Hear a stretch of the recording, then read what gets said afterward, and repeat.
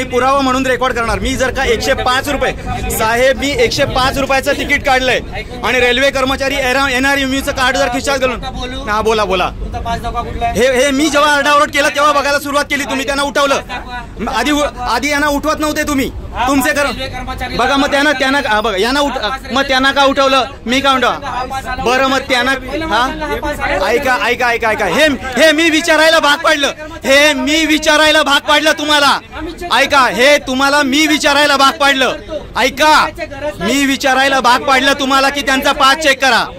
मला सांगा त्यांच्या खिशामध्ये NRMUचं कार्ड आहे, त्यांच्यावर काय पावती पाडली तुम्ही सांगा, काय चेक केलंय तुम्ही, काय चेक केलंय, यांचं चेक केलं, त्यांचं चेक केलंय का, त्यांचं चेक केलं का दाखवा मला, त्यांचं चेक केलं का, नाही त्यांना पुढे काय घेऊन जाता, पावती का नाही पाडत त्यांची पावती का नाही पाडत तुम्ही, हे चुकीचं आहे ना।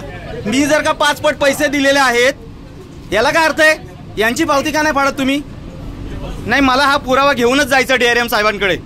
प्रत्येक वेळी काय तुमचे रेल्वे कर्मचारी बसणार आहे, NRMUचं कार्ड खिशात ठेवणार, आम्ही 5-5 पट पैसे द्यायचे, वरून तुमची दादागिरी सहन करायची, यांच्याकडनं तुम्ही पावती का नाही पाडत आहात, मला TC साहेब उत्तर द्या।